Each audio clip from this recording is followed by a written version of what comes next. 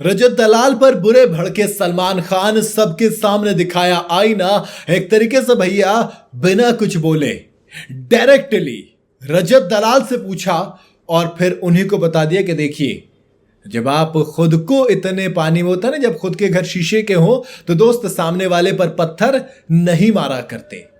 रजत दलाल ने सबसे पहले सबसे चौड़े में आकर अविनाश को कहा था कि बिग बॉस, अविनाश के आसपास लड़कियां सेफ नहीं है, इसलिए हम उसको घर से बाहर करना चाहते हैं। ये एक इतनी बड़ी स्टेटमेंट थी जिससे कि एक इंसान का करियर खराब हो सकता है, जिससे उसकी फैमिली के ऊपर क्या बीतेगी शायद उसके अलावा और उसकी फैमिली के अलावा कोई नहीं समझ सकता।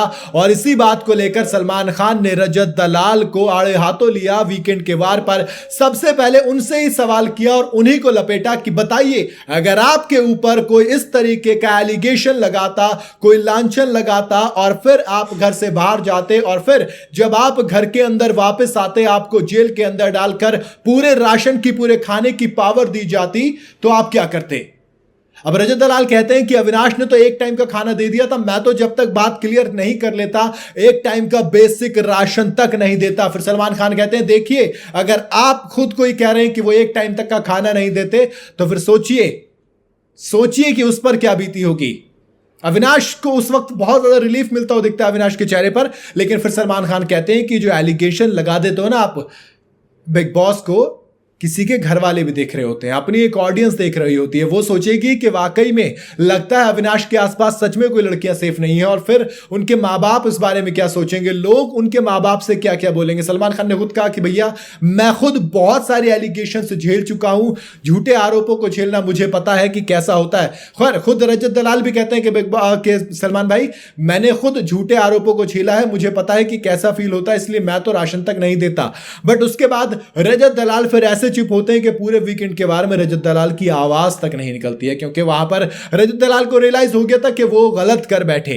आपको याद होगा जब चुमदरांग और अरफीन और अविनाश से लड़ाई शुरू होती है, जिसमें चुमदरांग कूदती है, फिर वो साला वाला इंसिडेंट होता है, फिर करणवीर मेहरा आते हैं, फिर वो चौ की मात्रा की मात्रा या की मात्रा वाला इंसिडेंट होता है। और फिर जब दोनों भिड़ जाते हैं तो इन दोनों के भिड़ने के बाद रजत दलाल बाहर आते हैं और खाने के लिए जो दो ऑप्शन दिए गए थे कि या तो आप किन्हीं दो मेंबर्स को जेल के अंदर डालिए या फिर किसी एक को घर से बाहर कर दीजिए। 10 वोट इकट्ठे होते हैं और अविनाश मिश्रा को घर से बाहर कर दिया जाता है। लेकिन बिग बॉस एकदम से हालात पलट देते हैं, जज्बात पलट देते हैं, गेम पलट देते हैं, प्लॉट में ट्विस्ट लगा देते हैं।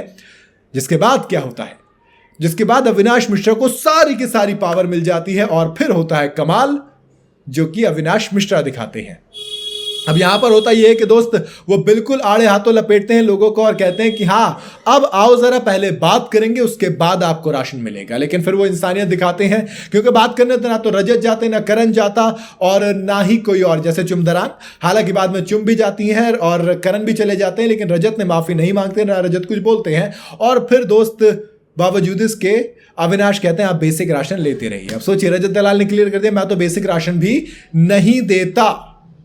तो अब ये वाली बात होती है ना, तो मतलब तरीका देखो अपना अपना होता है। और सलमान खान ने जिस तरीके से रजत को समझाया या फिर आप समझिए कि आईना दिखाया, दोनों सूरत हाल में उम्मीद करूंगा कि रजत समझ तो गए होंगे।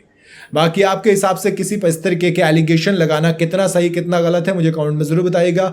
वीडियो अगर आपको पसंद आई हो तो इसे लाइक और शेयर जरूर करें। जाते जाते चैनल को फॉलो और सब्सक्राइब जरूर करते जाइएगा।